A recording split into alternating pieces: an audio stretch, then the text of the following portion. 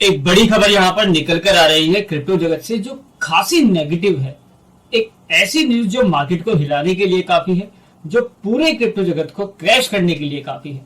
और ये इसलिए जरूरी बन जाती है क्योंकि इंडिया के अंदर जो लोग क्रिप्टो करेंसी के अंदर है, वो चाहे ट्रेडर हैं या इन्वेस्टर हैं, वो ऑलरेडी यहाँ पर बहुत सारी चीजें झेल रहे हैं। अगर सही मायने में बोला जाए तो चारों तरफ से यहाँ पर जो हमला है, जो प्रहार है, वो इंडिया में जो लोग हैं, जो क्रिप्टो करेंसी के दुनिया में है, वो चाहे ट्रेडिंग करते हैं डेली बेसिस पे या फिर एक लंबे टाइम के लिए इन्वेस्टमेंट कर रहे हैं, तो उनका यहाँ पर जो रास्ता है वो काफी मुश्किल होता हुआ दिख रहा है। उनकी कठिनाइयां यहाँ पर बढ़ती जा रही है क्योंकि एक तरफ से अगर बात करें तो एक बेयर मार्केट यहाँ पर हम देख रहे हैं। लोगों के पोर्टफोलियो जो है वो 70-70, 80% तक डाउन चल रहे हैं, वो ऑलरेडी लॉस के अंदर है। दूसरी तरफ से यहाँ पर सरकार की तरफ से जो चीजें हैं, 30% टैक्स, 1% टीडीएस, कोई समर्थन नहीं, कोई सपोर्ट नहीं, दो तरीके की चीजें तो ये झेल रहे हैं। तीसरी अगर बात करें हम यहाँ पर, तो पास्ट के अंदर हमने ऐसे ऐसे कोलैप्स देखे, वो चाहे टेरा लूना का हो, एरो कैपिटल का हो या फिर सेल्सियस नेटवर्क का हो। ये जो कोलैप्स हुए थे, Terra Luna, 3 Arrow Capital, Celsius, collapse सिर्फ इन प्रोजेक्ट तक नहीं रुके हैं। जब ऐसे बड़े क्रैश कोई होते हैं मार्केट के अंदर, जब कोई एक्सचेंज ऐसा करके चला जाता है जहां पर फ्रॉडरी की चीजें होती हैं, बैंकरप्सी की चीजें होती हैं, तो लोगों का यहाँ पर विश्वास जो है वो हिलता है कि हम जिस इंडस्ट्री के अंदर है वहां पर ऐसे बड़े बड़े टोकन जो हैं, बड़े बड़े कॉइन जो है, इस तरीके से कोलैप्स हो जाते हैं।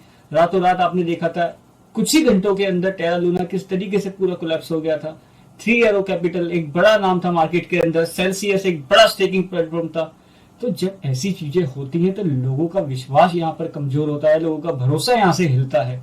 और बेयर मार्केट के अंदर तो सरवाइव करने के लिए एक रूल यही बोला जाता है कि आप भरोसा करो, आप विश्वास करो कि जिस प्रोजेक्ट के ऊपर आपने पैसा लगाया हुआ है, जिस इंडस्ट्री के अंदर आप हैं, तो उसके ऊपर भरोसा करना पड़ता है। पर ऐसी चीजें जब चलती हैं तो लोग कैसे भरोसा करें यहाँ पर। और जब ऐसी चीजें हो जाती है मार्केट के अंदर तो रेगुलेटर्स को, सरकार को भी उसको पॉइंट आउट करने का मौका मिल जाता है कि देखिए जिस चीज के अंदर आप हैं वहां पर कैसी कैसी चीजें हो रही है, इसलिए हम इसको जुआ बोलते हैं, इसलिए हम इसको रेगुलेट नहीं करते हैं, ये मार्केट हाई रिस्क की मार्केट है। तो सरकार को भी यहाँ पर मौका मिलता है।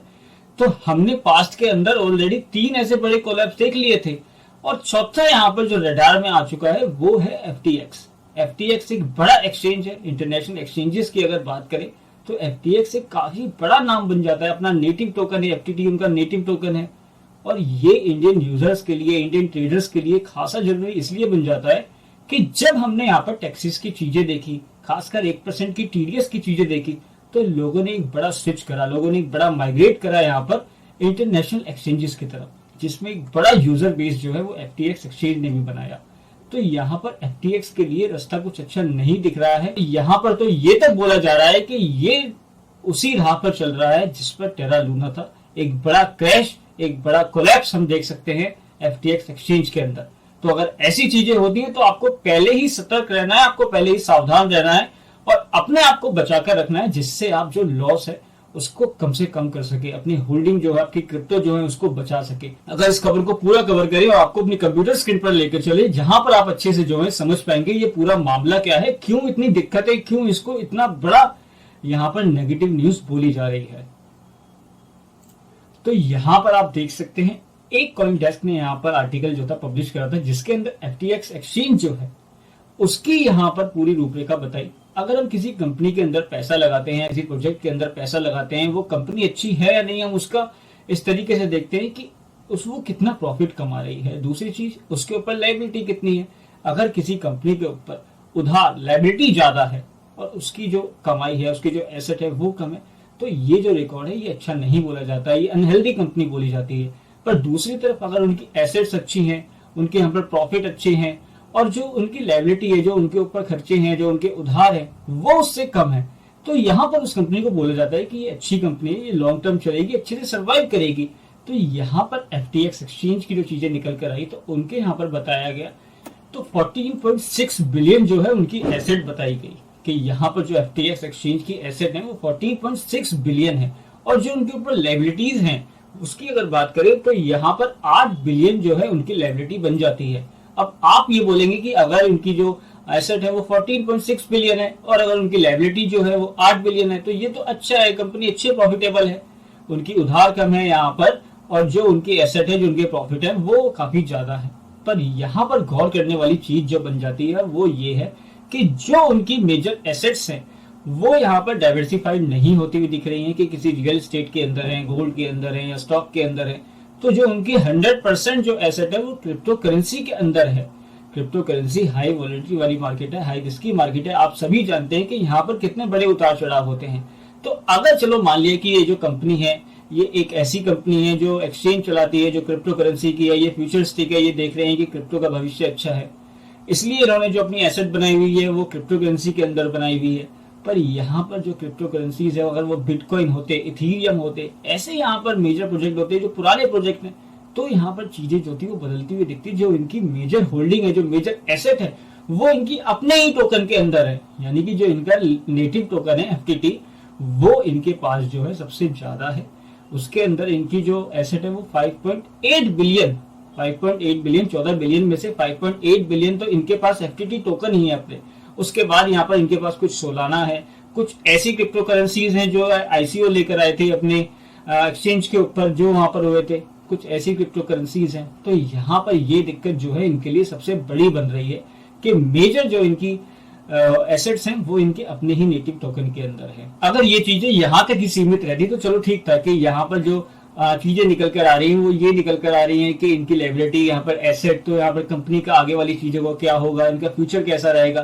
पर यहाँ पर चीजें जो है वो ज्यादा जब बिगड़ती हुई दिखी एफटीएक्स के लिए, जब यहाँ पर बिनेंस के मालिक सीजी ने सीधे सीधे ट्वीट करके यहाँ पर बोल दिया है। अगर आपको उस ट्वीट के बारे में यहाँ पर, तो उन्होंने यहाँ पर कल मल्टीपल ट्वीट करे, जहां पर उन्होंने एक ट्वीट के अंदर ये बोला, as a part of Binance exit from FTX equity last year. तो आपको अगर बताएं जब एफटीएक्स एक्सचेंज नया नया आया था तो यहाँ पर कुछ इक्विटी जो थी, कुछ पार्ट जो था वहां पर बिनेंस भी उसमें शामिल था, जो लास्ट ईयर यहाँ पर खत्म हो गया। जो उसके यहाँ पर जो पैसा मिला था बिनेंस को वापिस, वो 2.1 बिलियन कैश डील थी, जिसके अंदर उनको कुछ बीयूएसडी और एफटीटी के अंदर जो थी वो पेमेंट हुई थी।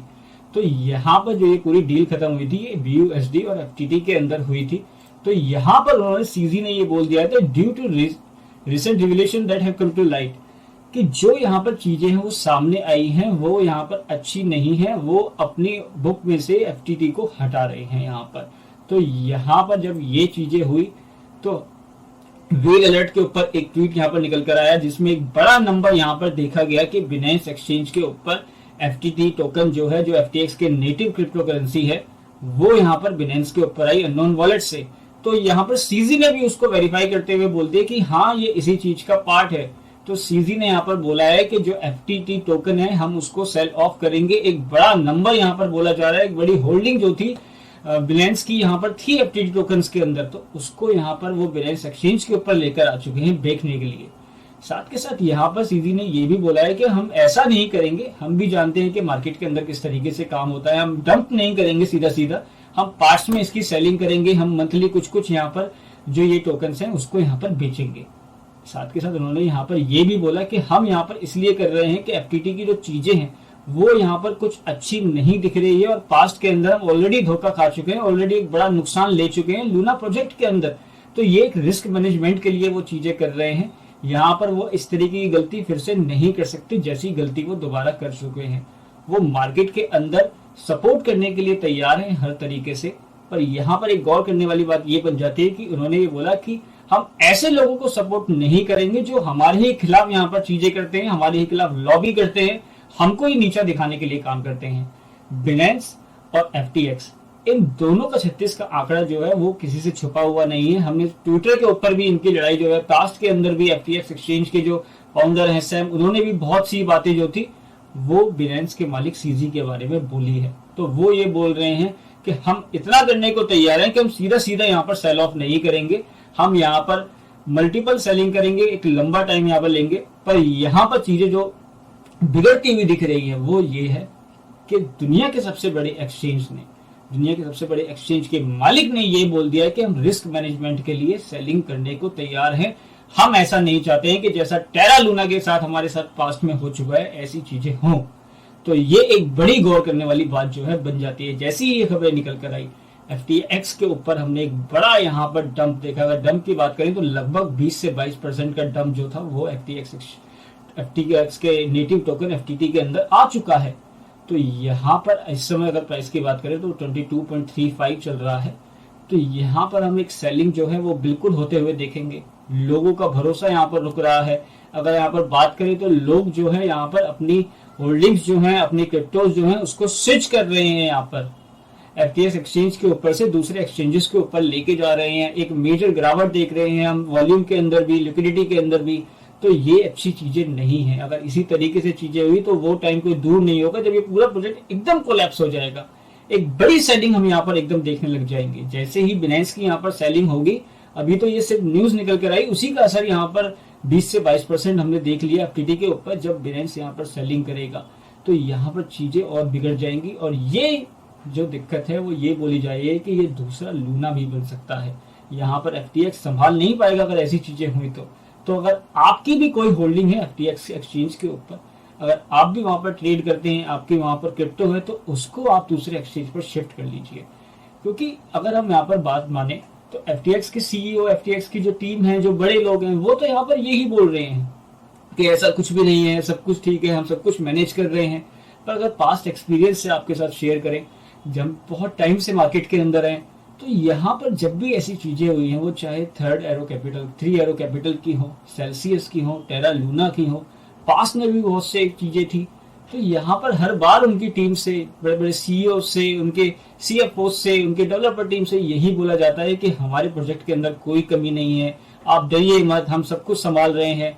और लास्ट मोमेंट पर आके चीजें जो हैं वो बिगड़ जाती हैं, बैंक करप्ट हो जाती है, और आप अपनी क्रिप्टो से हाथ धो बैठते हैं, या फिर मिलता भी है तो वो कुछ नहीं मिल पाता। एक टाइम होता है आप पे जब आप एग्जिट ले सकते हैं, तो ये वही टाइम है। अगर सब कुछ ठीक रहा तो हम वापस इस एक्सचेंज के ऊपर आ जाएंगे, हम वापस उसके अंदर ट्रेडिंग करने लग जाएंगे। तो यहाँ पर आप ये समझिए, जब बिनेंस एक्सचेंज तक रिस्क मैनेजमेंट कर रहा है, तो हम और आपको तो यहाँ पर बिल्कुल संभल कर चलना चाहिए। और अगर आपकी बड़ी क्रिप्टो है, अगर आप एक अच्छा खासा बड़ा अमाउंट होल्ड करते हैं, तो उसको तो आप सेंट्रलाइज एक्सचेंजेस के ऊपर होल्ड ही मत करिए, वो चाहे बिनेंस क्यों ना हो, क्योंकि कुछ नहीं पता है मार्केट के अंदर। आप उसको हार्डवेयर वॉलेट के अंदर उसको आप होल्ड करिए। तो ये चीजें जो है यहाँ पर चल रही है मार्केट के अंदर, जो अगर ऐसा हुआ तो हम बड़ा नुकसान यहाँ पर देखेंगे पूरे क्रिप्टो जगत के ऊपर। क्योंकि ऐसे जब कोलैप्स होते हैं, तो जो एक भारत के अंदर अगर हम बात करें, खासकर इंडिया के अंदर बात करें, तो जो यहाँ पर इन्वेस्टर है, जो ट्रेडर है, वो ऑलरेडी बहुत सारी चीजें जो है वो झेल रहा है। इतनी चीजें झेलने के बाद भी bear market, taxes, already collapse देख चुका है, अपने पोर्टफोलियो का 80-90% अपने पोर्टफोलियो को डाउन देख चुका है। तो यहाँ पर एक विश्वास जो है वो डगमगाता है, और सरकार को भी यहाँ पर, रेगुलेटर्स को भी यहाँ पर बोलने का मौका मिल जाता है कि देखिए आप किस इंडस्ट्री के अंदर काम कर रहे हैं, इन्हीं चीजों से तो हम आपको बचाने के लिए यहाँ पर काम कर रहे हैं। तो अगर आपकी यहाँ पर चीजें हैं तो आप पहले से सतर्क हो जाइए, पहले से सावधान हो जाइए, नहीं तो एक बड़ा नुकसान आप उठा सकते हैं। टेरा लूना में आपको मौका नहीं मिला था निकलने का, पर एफटीएक्स के अंदर आपको अब भी एक मौका है। एफटीटी टोकन अगर आप होल्ड कर रहे हैं तो अभी भी मौका है आपको यहाँ पर निकलने का। अपनी एफटीटी को, होल्डिंग को आप स्टेबल कॉइन में कन्वर्ट कर लीजिए, वो चाहे यूएसडीटी हो या बीयूएसडी हो या बीटीसी में कन्वर्ट कर लीजिए। चीजें रही तो बाद में वापस बाय कर लेंगे। पर यहाँ पर अच्छी चीजें होती हुई दिखाई नहीं दे रही है, और ये चीजें इतनी बड़ी हैं कि इसका नुकसान पूरे क्रिप्टो जगत के ऊपर, पूरे क्रिप्टो इकोसिस्टम के ऊपर पड़ेगा। तो ये थी पूरी खबर एफटीएक्स की, मार्केट की। वीडियो अगर आपको पसंद आई उसको लाइक करना ना भूलें, साथ ही साथ चैनल को जरूर सब्सक्राइब करें ताकि आपको सारी अपडेट टाइमली मिलती रहे।